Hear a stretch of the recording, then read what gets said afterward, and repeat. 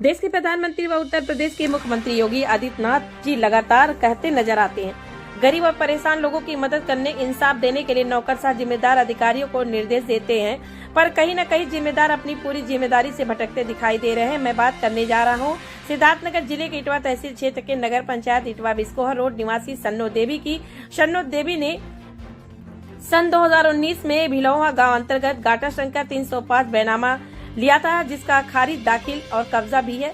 उस जमीन पर कुछ लोगों ने जबरदस्ती टीन सेट डालकर कब्जा कर लिया है, जिसको लेकर पीड़ित सन्नो देवी ने तहसील इटवा से लेकर थाना कठेला समया माता तक चक्कर लगा चुकी है, पर कोई सुनवाई नहीं हो रही है। सन्नो देवी और उनके पति ने मीडिया से बात करते हुए बताया कि हम परेशान, हमारी नहीं सुनी जा रही है और हम अपने जमीन पर जाते हैं तो हमको धमकी भी देते हैं। हमारी जमीन पर जबरदस्ती टीन सेट डालकर कब्जा किए हुए हैं।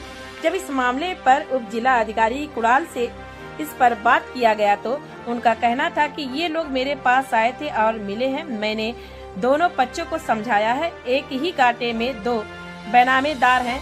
मेरे न्यायालय में बंटवारे का वाद दाखिल करें, जिससे जिसका जो अंश हो जांच के बाद उनको मिल सके।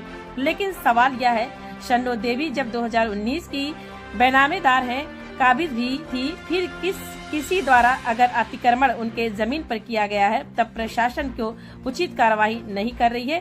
पीड़ित को न्याय क्यों नहीं मिल पा रहा है? आप कहाँ रहती है? सन्नो देवी।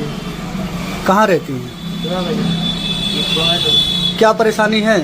परेशानी यही है, जगह लिए थे वहाँ पे से मेरी आज 7 साल हो गए और धीरू सिंह सिंह ये दोनों लोग कब्जा कर रहे हैं। वहाँ पर ले जाके पाइप गाड़ के पतरा रख लिए हैं, कब्जा कर लिए हैं।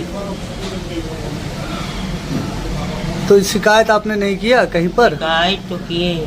कहाँ किया था? थाना पे 2 बार गए, डीएम साइड से कोई जान दे रहे हैं, कर नहीं रहे। कितना दिन हो गया शिकायत किए? क्या चाहती है आप? अपना जगह चाहते हैं, मेरा जगह दे दें। हमारे कैलाश चंद जायसवाल, बिस्कोहर रोड, इटवा बाजार, जनपद सिद्धार्थनगर। क्या परेशानी है? परेशानी बाबू यह है कि जो वहाँ हमारा जमीन था तो गाटा संख्या 305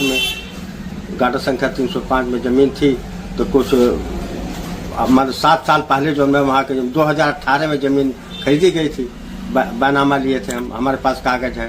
तो उसको वहाँ कुछ लोग जो ठाकुर लोग परेशान करे, दबंगई से जो टीन के सेट लगा लिए हैं, बोर्ड लगा लिए हैं हमारे, जबकि वहाँ पिलर पड़ा हुआ है, पिलर लगा है, तब भी दबंगई कर रहे हैं, उल्टा सीधा गाली दे रहे हैं। तो इसकी शिकायत नहीं की आपने? शिकायत एसडीएम साहब के पास की थी।